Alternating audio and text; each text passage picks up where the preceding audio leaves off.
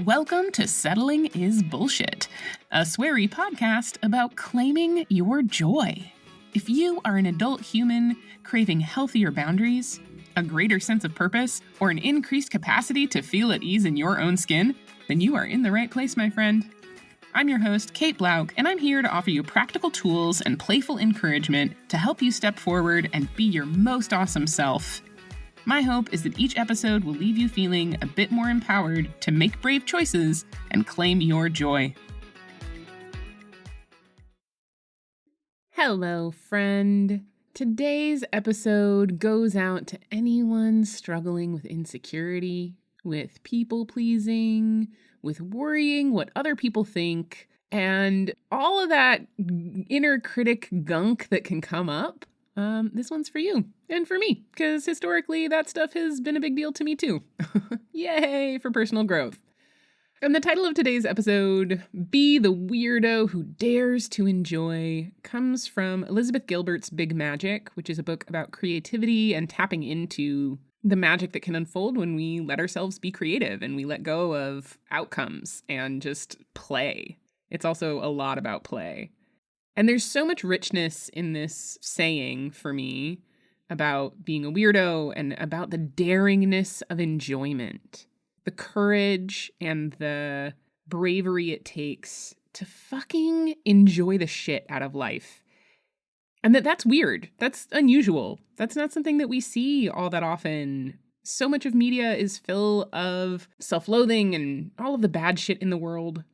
And so today's episode is a pep talk for being a fucking weirdo in the ways that we claim our joy and that we really lean into enjoyment of both who we are and how we show up in the world and the things that we like.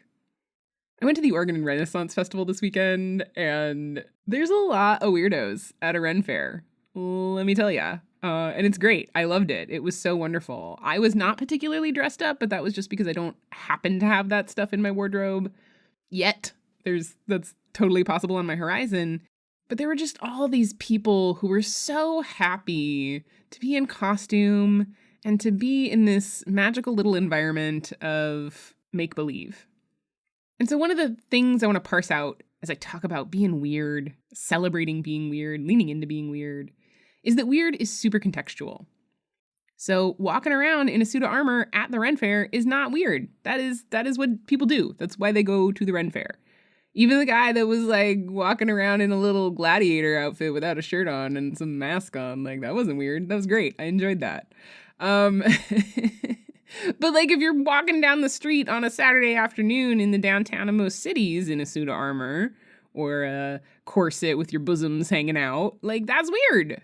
And while to a certain extent, like I'm not trying to yuck that yum. Like if you want to walk around with your bosoms out or in your little gladiator outfit on a normal ass Saturday, like great. I applaud that and support you. But for the rest of us, I'm hoping to get a little bit more of a like nuanced approach to weirdness. What I want to play with today, what I want to talk about today is the ways in which the things that sometimes make us feel weird, whether it's parts of ourselves or the things we like, it's all contextual. And the more that we can welcome those parts of ourselves, the more we can celebrate and let ourselves like what we like, the more joy and freedom and fulfillment there is to be found. At the Ren Fair, I got to pet a skunk. Some lovely, delightful, non-employee human of the fair, somebody who just like was coming to the fair, has a pet skunk, and they brought that pet skunk in a baby carriage to the fair, and I got to enjoy petting that skunk. It was very soft. This was the highlight of my fucking day, and it happened because some delightfully quirky human was like, not only do I want to gift myself with a pet skunk, but also like I'm gonna take my skunk to the Ren Fair and let other people pet it. And how marvelous is that? And I'm not saying that like we should all go get pet skunks. I don't want a pet skunk. I'm quite content with my cat. He's lovely. A pet skunk probably comes with a lot more, maintenance than I really want to deal with. But like, it was just this beautiful moment of the way that our weirdness can really light the way for others, can bring joy to others. In the recovery rooms, we talk a lot about coming to see how our experience can benefit others. We share about what we've been through, the things that we've done, the things that we're ashamed of and that have been really hard for us. And in that sharing, we get to model vulnerability and we get to show other people that they're not alone in those experiences and in the hard things and the things that they struggle with. And that's an element of what I want to talk about today as well, of just this idea that really sharing who we are with the world is a gift that we both give to ourselves and to others. And that it takes courage, right? There is daring in that. Vulnerability is inherently a risk and a challenge and requires courage and bravery. And there's a lot of vulnerability in embracing or sharing the parts of ourselves or the things about ourselves that don't feel normal. The parts and things that don't align with our vision of normal. But, newsflash everybody, there's no such thing as normal. Gabor Mate has a book called The Myth of Normal. Normalcy is a myth. We all have these internalized shoulds, these internalized supposed tos, these internalized ideas of what and how we're supposed to be in the world. But those are all fairly arbitrary and contextual. In Portland, Oregon, in my daily life, I tend to wander around in leopard print yoga pants and a goofy t-shirt. I have a tattoo sleeve and nobody looks at me twice. Nobody looks at me sideways. That's super normal for Portland. I'm, kind of an outlier in my lack of facial piercings or hairdo stuff.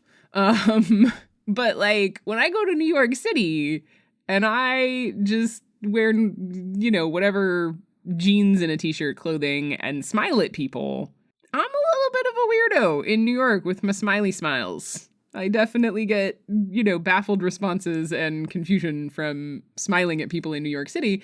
And that's why I live in Portland. And that's why Portland feels like home to me, is because I feel more able to just genuinely be myself, who is a smiley, chipper person. And this is a good space for me in that. And this idea of being at home, feeling at home in our own skin involves both, to a certain extent, figuring out where we belong geographically, if that's within your power to change. Some cities aren't a good fit for everybody. I'm a big believer in that, having lived in a number of different places that didn't feel like home, having found a few places that did feel like home. But more than external circumstances and geographic circumstances, it really starts with feeling at home with who I am.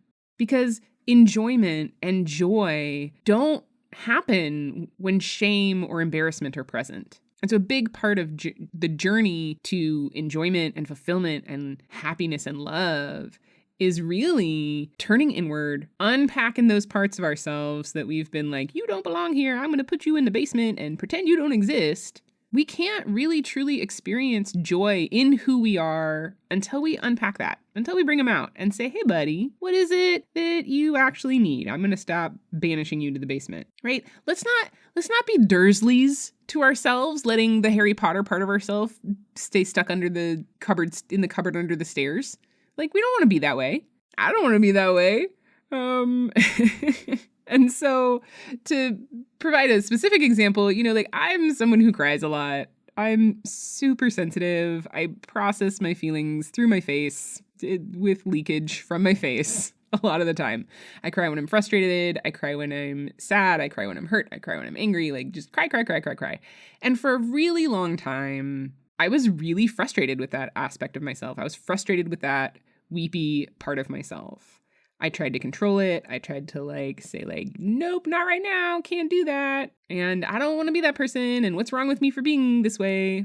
And the more that I fought with that part of me, the more out of reach really loving myself became. Because like it or not, what I have come to terms with and what I've learned to accept about myself is that I cry. I cry. The end. That's a fact. And the more I can stop arguing with that fact and actually even start to embrace it, the more enjoyment of myself I have access to. And the more I've come to see that that tenderness, that vulnerability, that sensitivity is part of my gift.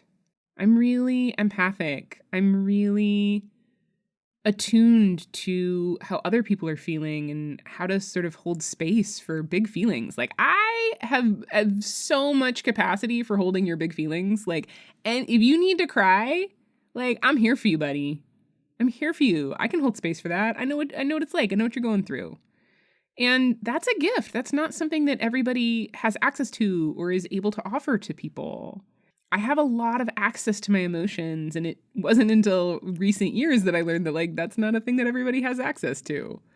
And in that idea of coming to see how our experience can benefit others, and also, like, how who we are can benefit others, I've, like, learned to really be like, all right, like, I'm a crier.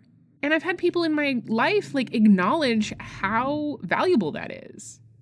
I've also had people in my life who are uncomfortable with it, and like that's okay, because if I can get comfortable with it, if I can just say like, this is who I am, this is how I am, and I'm not ashamed of it anymore, then I have so much more freedom to really lean into like this idea that I'm fucking awesome, I'm a human, we're all different humans, and I have something like really beautiful and valuable to offer the world that isn't the same as the beautiful and valuable thing that you have to offer, or that my brother has to offer, or that, you know, the neighbor down the street has to offer.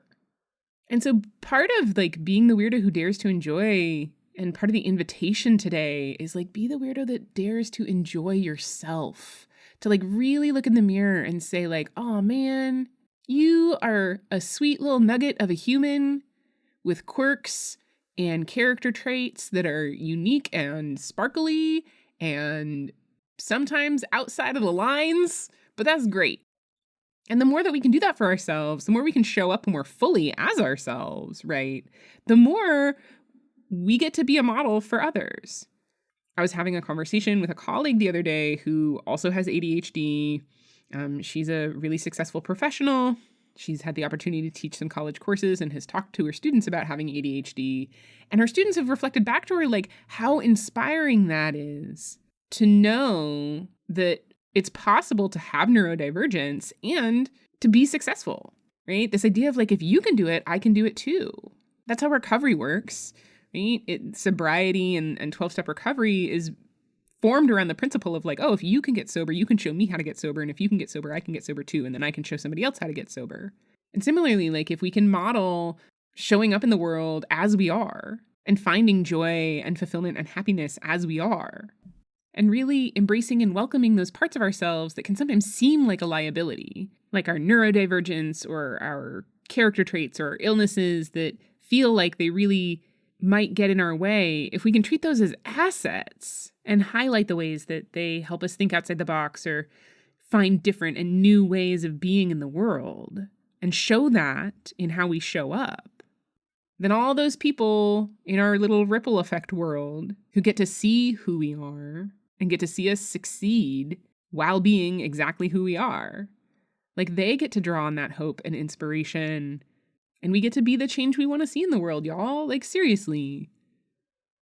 And so a big part of the invitation today, or invitation part 1, is to take a moment and welcome in one of the parts of yourself that you feel tender around, that doesn't feel normal or welcome or allowed.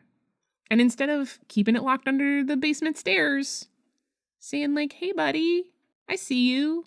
What do you need? Like, how can we work together? What do you want to bring to the table that is beautiful? Because the more I stop trying to banish parts of myself, the less shame I feel.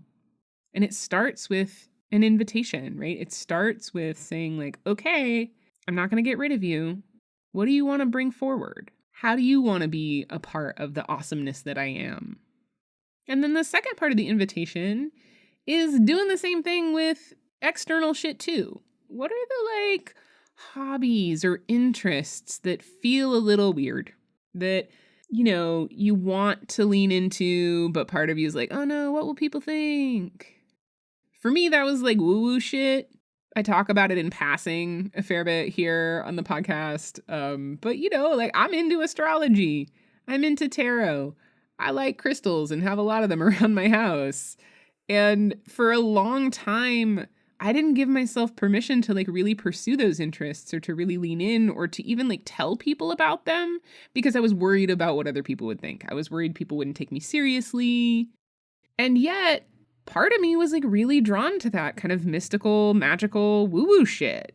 But when I like hide that away, when I keep it as this, secret that I don't share with everyone, then I'm internally reinforcing the idea that it is something to be hidden or ashamed about, that it's not allowed. And so I'm at war with myself. There's this tension between like, oh, I'm really interested in this and it's meaningful to me and I'm getting value out of it, but I have to hide it. And man, I just want us all to not get covered in the gunk of shame and hiding. And I'm not saying that you have to like proclaim at work that you're super into witchcraft or LARPing or building castles for ants. Right. Like, or that you're into astrology. Like work might not be the right environment to be like, hey, everybody, like I'm super into astrology. Can I read your chart? But it might, who knows? The point is that it's super important to be able to acknowledge that stuff and feel good about it at home and in my own skin, right? And in my like friend group, because the stuff we like is part of who we are. And I just want you to hear this because I'll need to hear it from time to time. And I don't think we can say it enough, but like every part of you, every single part is lovable and worthy and valuable and welcome. You have manifested on this earth, whether you believe in sort of spiritual divine appointments or just the random fucking chaos of the universe, like regardless of the motivating force behind it, like a whole lot of shit came together to make this like magical little sparkly thing that is you and that is unique from all of the other yous who are listening to this and who are out there in the world. And so like every little bit of you is worthy and valuable and lovable in this moment, in this world, at this time. And every part of you deserves joy.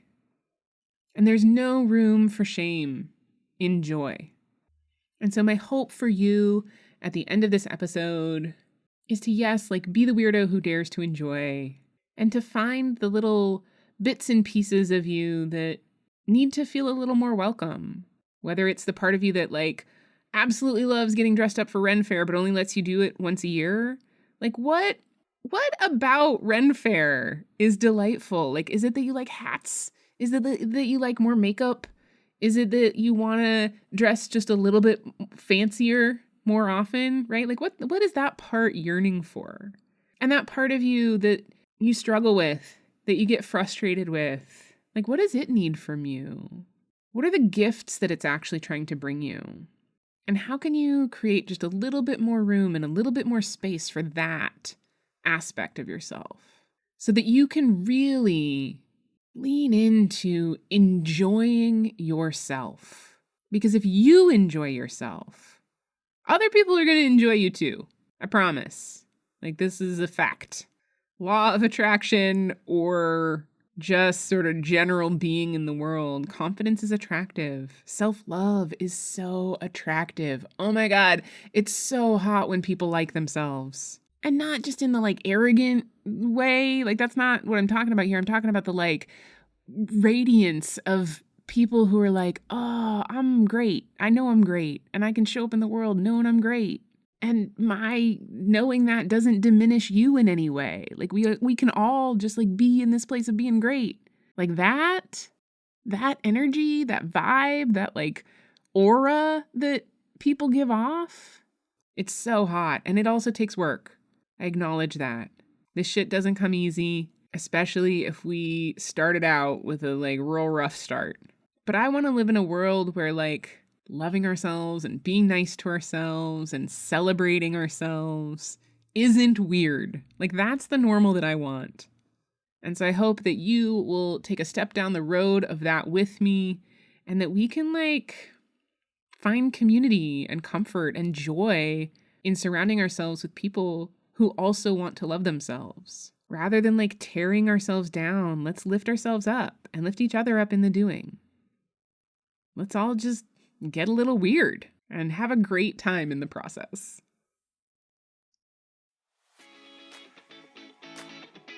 Thank you so much for listening. If you enjoyed this episode, please help me grow the podcast by subscribing, leaving a review, and sharing it with anyone you think would benefit from hearing it too. Your support means the world to me. If you'd like to get updates about new episodes, posts, and offerings, please visit settlingisbullshit.com to subscribe to my newsletter. You can also find information there about working with me one-on-one to build your most amazing life. Until next time, remember that I believe in you and that you are fucking awesome.